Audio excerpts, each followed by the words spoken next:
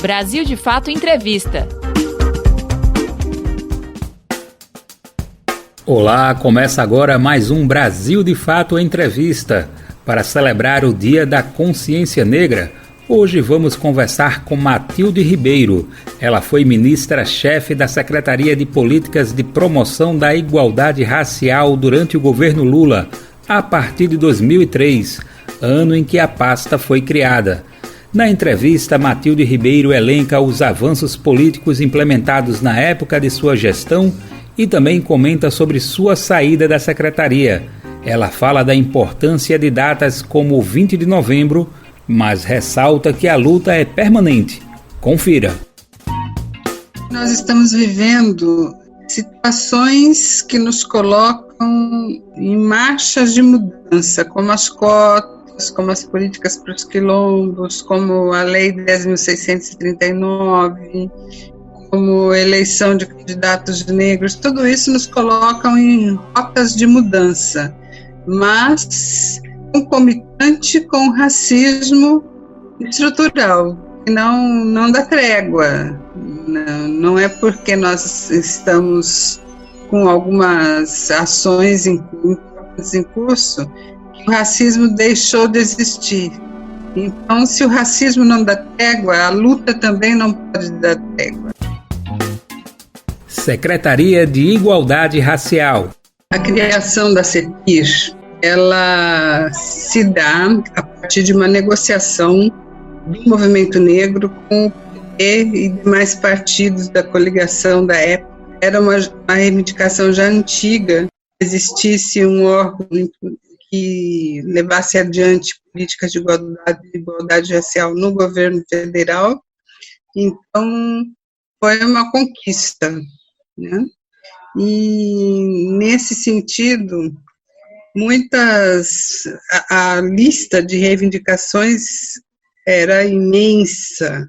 Então, nós fizemos uma escolha de um caminho a seguir, e essa escolha deu-se por priorizar as políticas voltadas às comunidades remanescentes de quilombo, a questão das cotas nas universidades públicas, a questão da educação, considerando que já havia sido votada a Lei 10.639, que obriga o ensino da história e cultura afro-africana e afro-brasileira no ensino em âmbito nacional.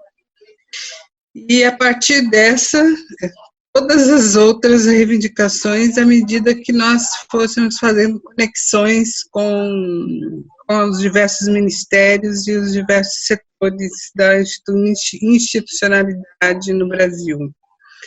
Criamos também um fórum chamado FIPIR, Fórum Intergovernamental de Política de Igualdade Racial, que estabeleceu conexão entre as ações do governo federal, dos governos locais, os estaduais e os municipais. Isso ajudou bastante também a dinamizar a relação em âmbito nacional. E também realizamos em 2005 a primeira Conferência Nacional de Promoção da Igualdade Racial.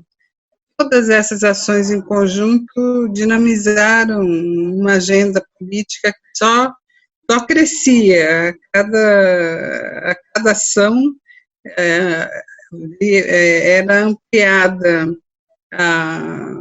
o montante de ações e de reivindicações. Política de cotas. A política de cotas ela é extremamente importante no âmbito do ensino superior, porque antes da sua existência era raro você encontrar numericamente alunos negros ou indígenas, enfim, pobres dentro da universidade pública. Com a existência das cotas, houve uma ampliação. Hoje em dia, esse quantitativo é visível, mudou a fotografia das universidades públicas, e em particular eu dou aula hoje na Unilab, que é a Universidade da Integração Internacional da Lusofonia Afro-Brasileira, que foi criada também como uma medida afirmativa e passa por ela a política de cotas, mas não só. O fundamental é a relação com os países africanos de língua portuguesa. Então, nós temos hoje numa sala de aula alunos brasileiros, em geral dos interiores, porque essa universidade fica em 2 cidades do interior, uma na Bahia, outra no Ceará. Então, cidades interioranas estão lá representadas por seus alunos, alunos quilombolas, indígenas, ribeirinhos, filhos de trabalhadores rurais e também os africanos. Então, a sala de aula é uma diversidade. E o ganho que se tem com isso é que aproxima-se mais da verdadeira história do Brasil e retoma a aproximação com o continente africano. Então, esse é em particular, que é a Unilab, mas nas demais universidades, a diversidade é extremamente importante e as cotas têm garantido isso. Promove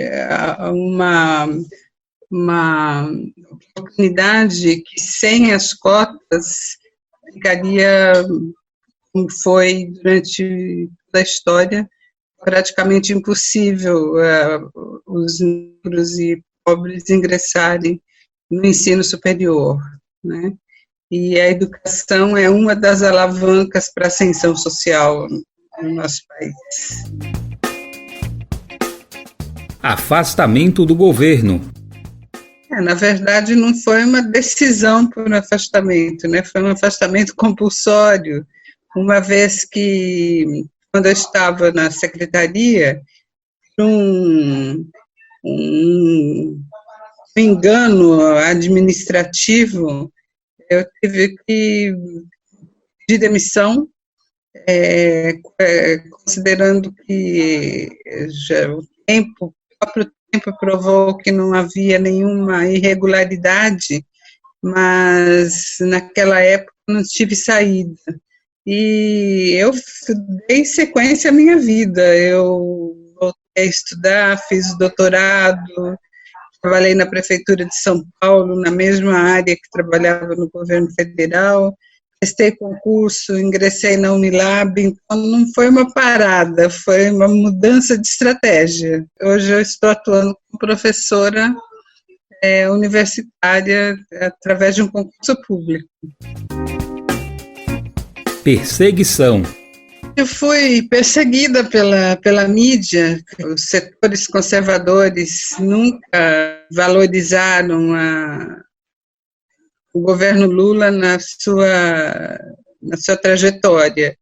E qualquer questão considerada como sujeitos de crítica era potencializada, né?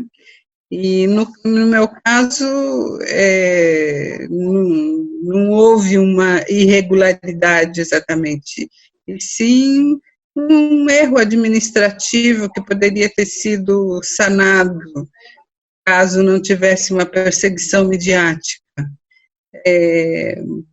Mas não foi diferente, foi isso que aconteceu e valeu o aprendizado e a passagem que eu tive pelo governo federal só potencializou a minha ação política. Governo Bolsonaro. Todas as políticas executadas na agenda de igualdade racial estão enfraquecidas, não só de quilombos, como eu citei. Embora existam leis, tem a lei de cotas, o Estatuto da Igualdade Racial, a Lei 10.639, essas leis permanecem existindo, mas a execução, a movimentação, a dinamização das políticas arrefeceu, né? E o governo Bolsonaro é um governo que se coloca em oposição aos direitos cidadãos, aos direitos sociais cidadãos, a perda de direitos em todas as áreas, direitos humanos, saúde, educação, trabalho, são notórios retrocessos, né? E isso somando coloca-se em prejuízo à população, em prejuízo à população. E no que diz respeito à igualdade racial, um recorte na política pública, a perda é muito grande. Você está acompanhando a conversa com a professora Matilde Ribeiro. Ela já comentou sobre a criação da Secretaria de Igualdade Racial, a política de cotas, o afastamento do governo, perseguição e o governo Bolsonaro. O tema agora é pandemia. O fato de estarmos numa pandemia, todos estão sujeitos, ricos, pobres, negros, brancos, todos nós estamos sujeitos a sermos infectados. Agora, os setores que mais padecem são os setores vulneráveis, porque tem menos acesso a bens e serviços, né? E com isso alastra-se, potencializa-se a doenças e situações de vulnerabilidade. É uma tendência presente em países em que a desigualdade se apresenta também do ponto de vista racial, né, não só social. Escancara os contrários, né? Pessoas que têm maior acesso a tratamentos de saúde com melhores recursos tendem a coibir as doenças. E os setores que não têm esse acesso ficam vulnerabilizados. Essa é a lógica, né? E é justamente por isso que temos que ter cuidados redobrados em buscas de tratamento, e não só denunciar também este fosso histórico, social e racial, né? Cota financeira para candidaturas negras.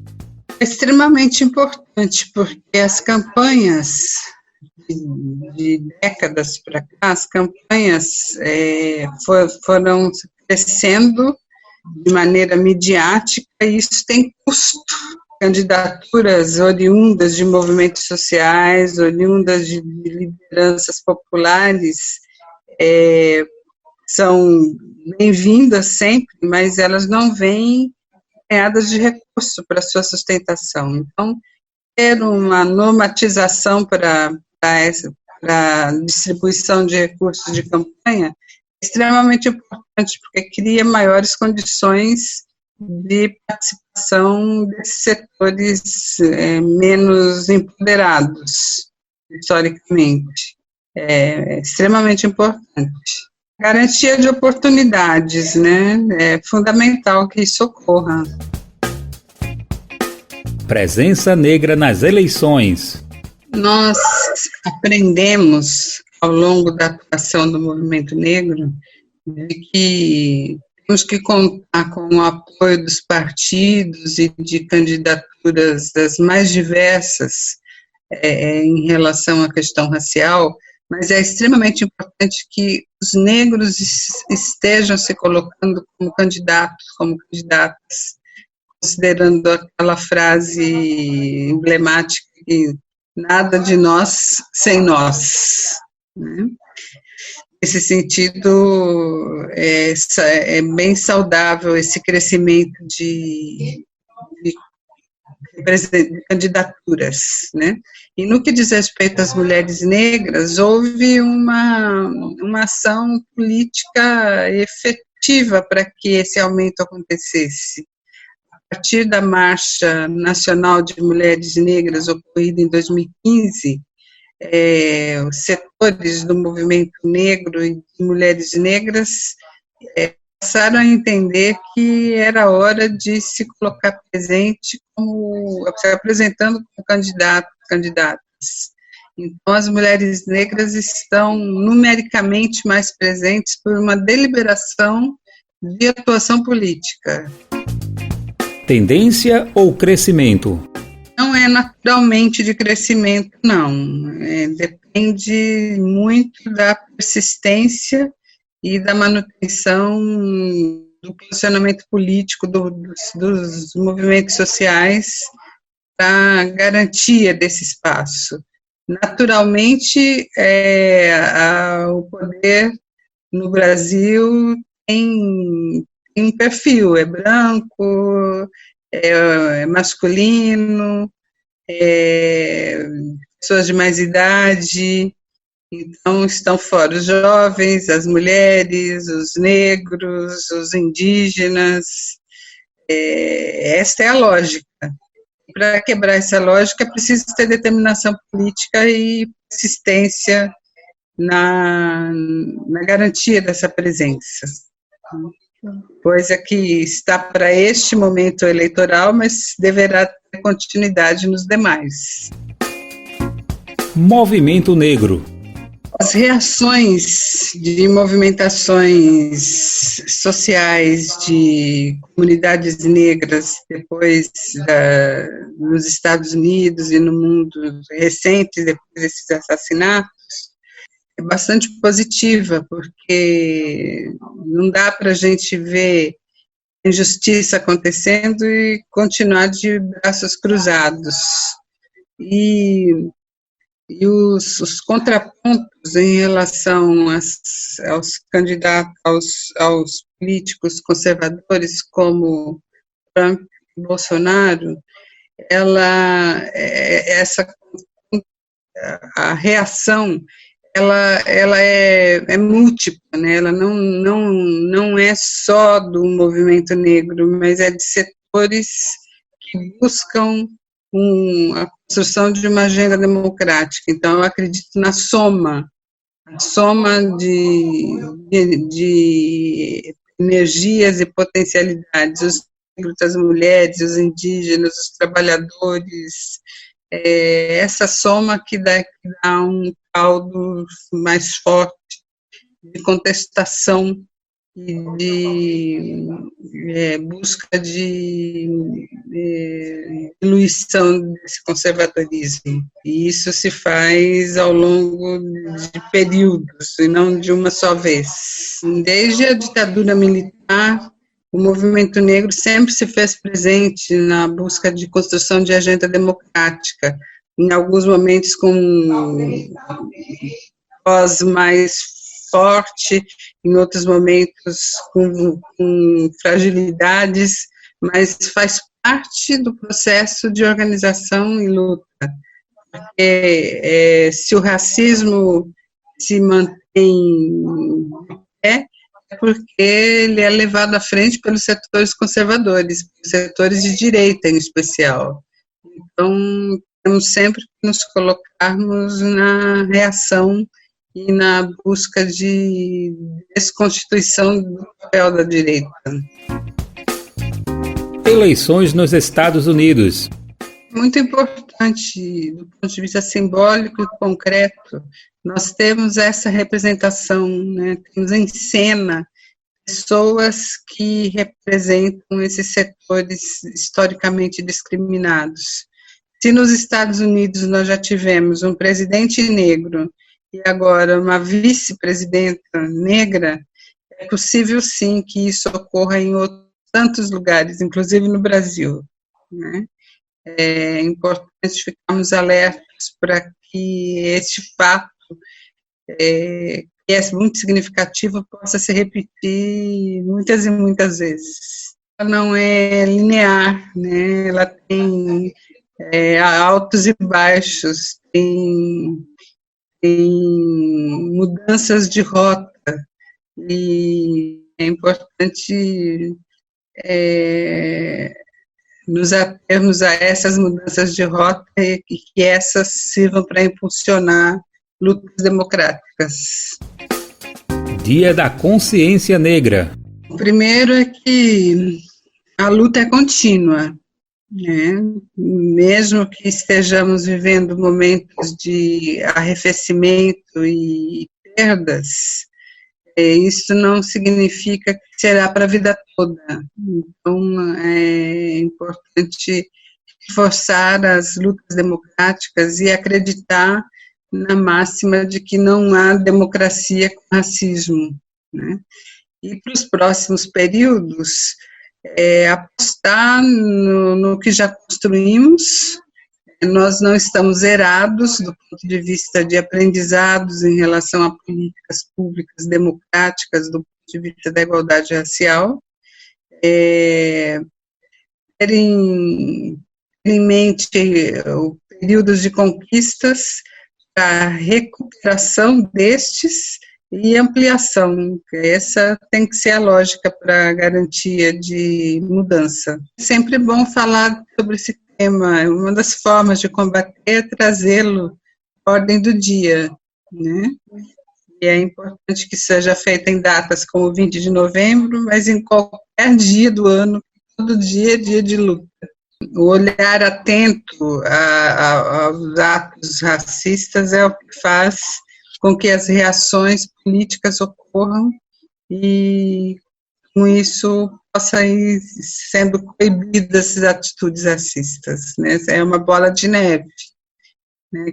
Está sempre em movimentação. Mudanças e permanências. Nós estamos vivendo situações que nos colocam em marchas de mudança, como as cotas, como as políticas para os quilombos, como a Lei 10.639, como eleição de candidatos negros. Tudo isso nos colocam em rotas de mudança, mas concomitante com o racismo estrutural, que não dá trégua. Não é porque nós estamos com algumas ações em curso que o racismo deixou de existir. Então, se o racismo não dá trégua, a luta também não pode dar trégua, né? É importante que os processos de luta e de presença de reivindicações alterar essa realidade façam parte do cotidiano da sociedade. Não se pode cochilar. Você acabou de ouvir o BDF Entrevista com a professora Matilde Ribeiro. Ela foi ministra-chefe da Secretaria de Políticas de Promoção da Igualdade Racial durante o governo Lula, a partir de 2003, ano em que a pasta foi criada. A convidada falou sobre o Dia da Consciência Negra. Você pode conferir outras conversas como essa no YouTube, Spotify, Deezer e outras plataformas do Brasil de Fato. Apresentação Daniel Lamir. Entrevista Lu Sudré. Edição Vanessa Nascimento e André Paroche. Coordenação Camila Salmásio e José Eduardo Bernardes. Direção Beatriz Pasqualino e Nina Fidelis. Brasil de Fato Entrevista.